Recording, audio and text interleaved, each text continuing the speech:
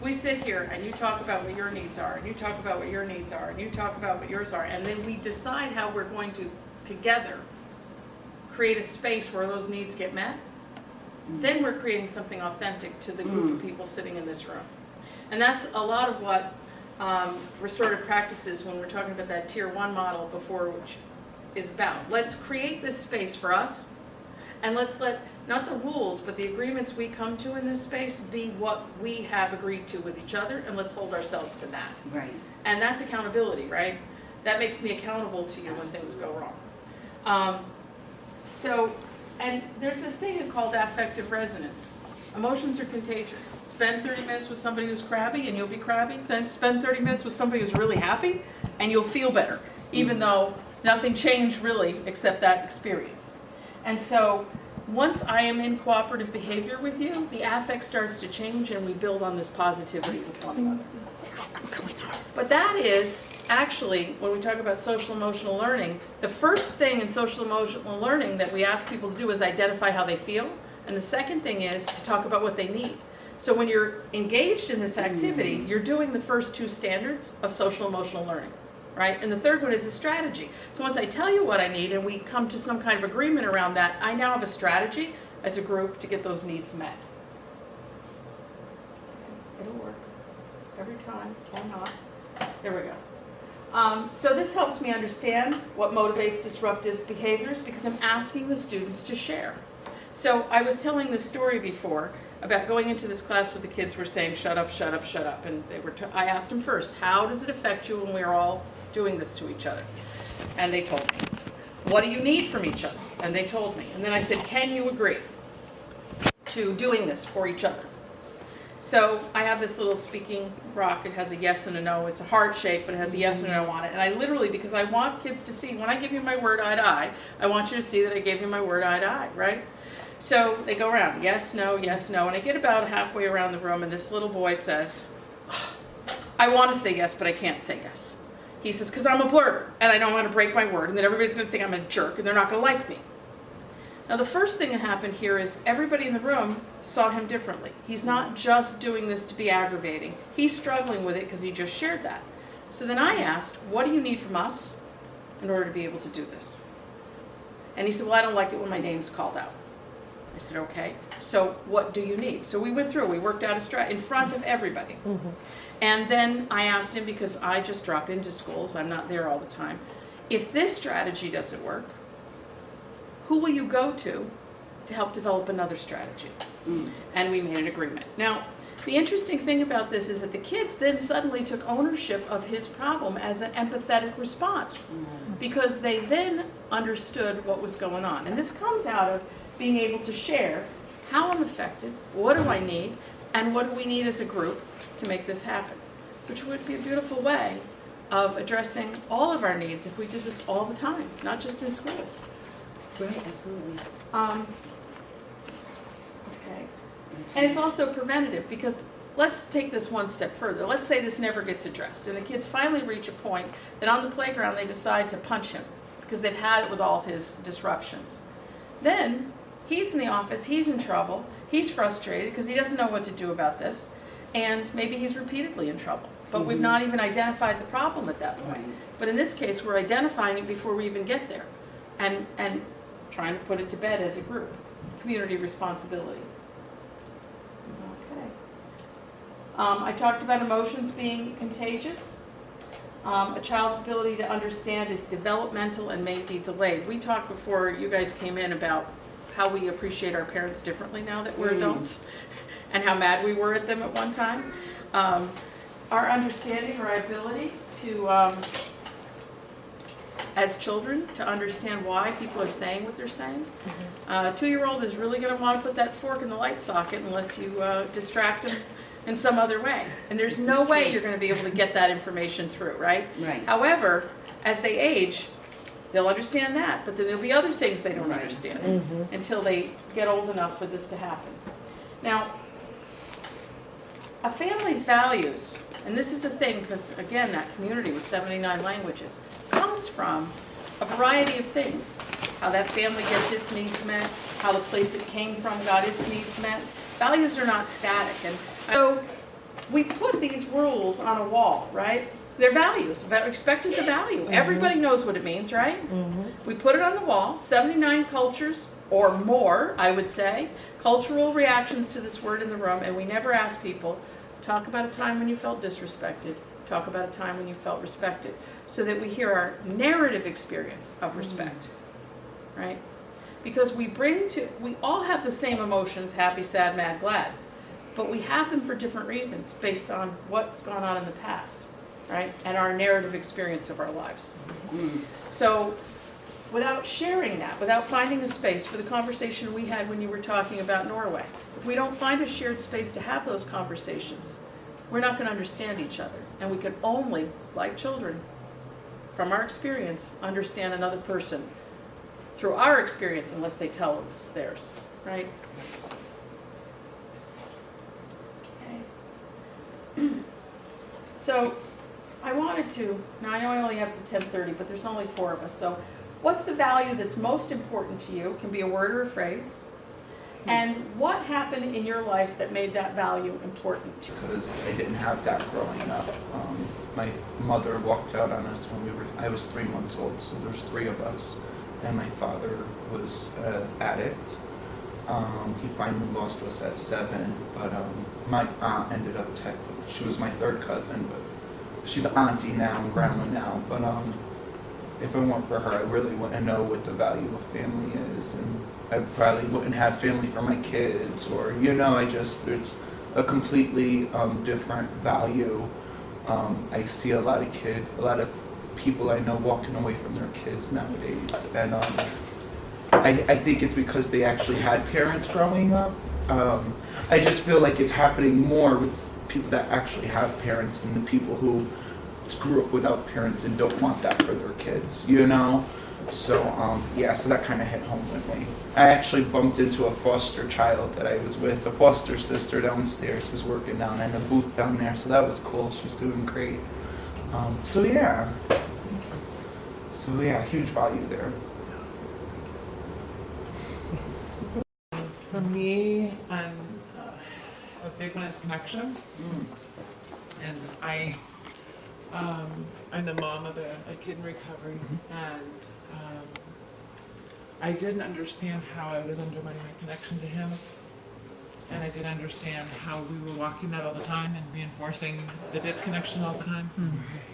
And in my own studies of restorative work, has been about realizing that without connection, I don't have any influence, and and that addicts have a deep need for connection, and what do I do to sit with that, and as a mother especially, it's just that there's so much, I don't know, that I feel kind of hungry to understand that as best as I can.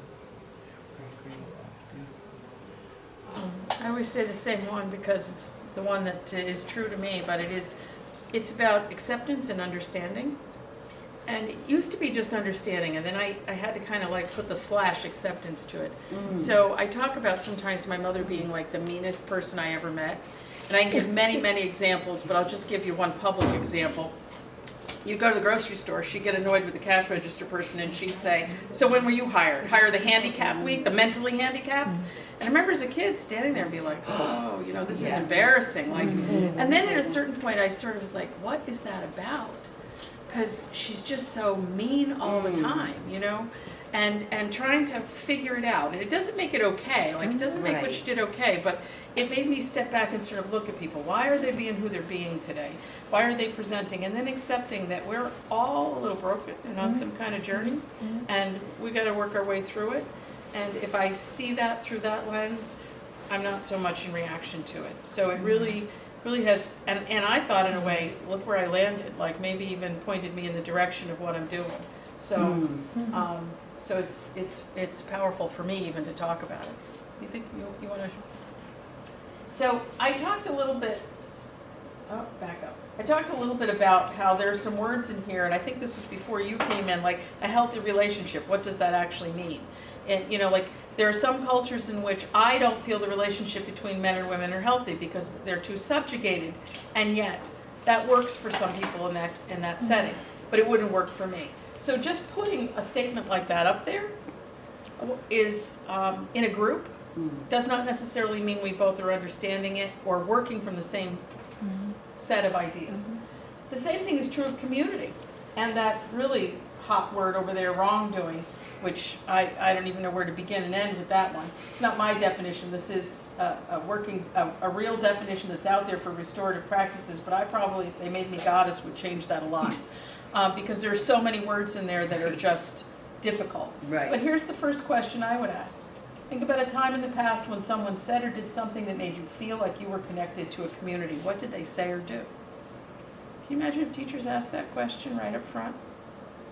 What made you feel connected? And we can do that real quick, because I think we have a second. Think about a time when somebody did something that made you feel connected to a community. What did the person do? Just real quick. What did they do? Connected. Yep, you can take a sec. I had a conversation the other night. We were talking about the protests in New Haven and how New Haven responded like New Haven. Yeah. And I was talking to a woman who, she knows that my passion is around alternative education and the kids in Riverside. And I was saying that I'm going to need her help. She's the executive director of a nonprofit in New Haven, and a black woman, and has all this authority. Meanwhile, I'm a returning student and feeling some of the insecurities of that. And I said to her that I'm really going to need her help in leadership with this because I don't know if I'm big enough to have the big conversations that I want to have. And she said, "This is the work we're trying. This is exactly what we're trying to do, like to get all of those things, those hierarchies out of the way so that we can do the work. You're already there. You are there. This is your work. This is your place." And for me, I danced that. I'm obviously a white woman in a situation that I didn't anticipate being in, but I really feel like it is an important conversation that I feel motivated to have. And I felt very honored that she saw that's sufficient for what we need to do. Good. That's cool. That was a great feeling. I guess I can say just getting my new job, and the other person I work with is Spanish, and my mother-in-law's Spanish, but there's the barrier there, and I don't know, we just clicked. She's like, "You understand me? I understand you," and it was just a good connection because I walked in there and it's all Spanish and I only know poquito, and it was just good to just feel like I fit in. I like she said, insecurities, I do it to myself all the time, just opening my mouth. I am insecure, and so yeah, no, it's a good feeling, not feeling so insecure.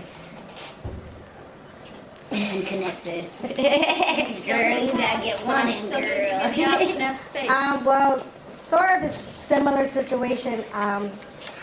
Like I told you before, I work at a daycare, and the majority of my parents are Spanish, so it's like a lot of times, like yesterday, we I don't know if you guys familiar with, because I work in the child care field.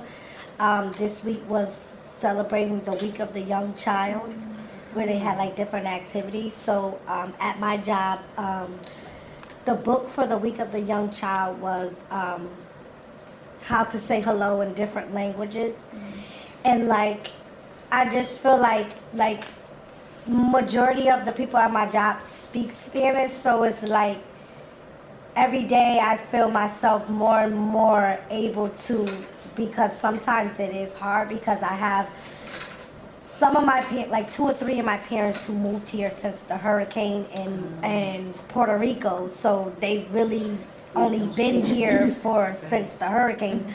So it's like in the beginning it was so hard to communicate, and like one parent, I thought that she understood a little bit, and she would always Nod her head like she understood. But then she told the other teacher who speaks Spanish, like, listen, I feel so bad, like, because I really don't understand nothing that she says, and I feel like stupid because, like, she tries to, so it's like more and more, like, I find myself being able to, like, I mean, I don't have, like, the complete sentences like they would, but I, like, find myself putting the words together to getting them to, like, understand what I'm saying and be able to, like, communicate, and I just feel like, the head teacher that I work under, like yesterday we had like a little parent activity where the parents came in. Each classroom had to represent a different country. So my classroom did Puerto Rico, because most of my parents are from there. And she had me like leading certain activities and leading certain things with like the little bit of Spanish that I do know. So it was like, I still was able to communicate because the majority of the parents that was at the little event in my classroom were Spanish, and it was like, Yes. you know, like we were dancing, they were playing the music from Puerto Rico, and we were dancing. It was just a fun event for me to be able to enjoy, being that the majority of the people and the majority of the time everybody was speaking Spanish, and it's like I'm the only one there that really speaks like English, so it was like So, but are the families monolingual, where they only speak Spanish, Well, or the are they majority- bilingual well, where the they majority- can, but they're comfortable speaking their the native majority tongue? of my families, like I have two or three families where they don't understand no English at Yeah. all. Like very, like certain words they Right. understand, but very little. Like you barely can even talk to them. Like you gotta No. try to put the words together as best as you can in Spanish to get them to understand. Come on ahead. Then you have some where they understand a little bit, but it's like they understand, but to speak in English back to you is much harder than them understanding it. So it's like they understand it, but to have a conversation with you, it's like they don't know how to respond. They may not know how to respond back to what you're saying. So it's like, sometimes well, in the beginning it made it very difficult because it's like, oh God, like how am I gonna get these parents to understand? And then like, Because the reason why I ask is because sometimes we can all be guilty of this at times ourselves, where we make assumptions, you know, and the assumption could be that they're not bilingual, but they could very well be bilingual, you know, and it's just, you know, if you're comfortable speaking in your native tongue, whether it's Spanish, yeah, and it's true. And you then know, have some French of or them- Italian, it's just like, Yeah. but so I say that because of the connection, the human connection, and feelings could be missed if you assume and you don't ever attempt to speak Right. in English. It's engagement. It's You have don't to still be attempt. engaged, But you know, not that's to true, use that's that what you as said, a. because I have another teacher who her classroom is right across from me, and she has a parent where she always assumes that because this particular parent always told her she doesn't speak English. And so I said to her, I said, oh, it's funny that she always tells you she don't understand English. I said, but every time I talk to her, I always talk to her in English. Yeah, that's what I'm saying. It's And still, you she still have to like responds back. engage. So it's Sometimes like, people use that. sometimes they Right. will tell you that they don't Right. understand English. It's because they don't feel comfortable Right. That's what I'm speaking in getting- that English, was what I was because, getting to with like, the even with the connection. teacher that I work with, she's been here for like 7-8 years. She knows English and she understands it very well, but there's sometimes where, like, when she's doing a lesson plan or she's doing something and she's writing it in English or Spanish, I'm her English, you know, let me look over to make sure if you need to, because sometimes she may miss a word or miss an S on a word to make the sentence doesn't sound right.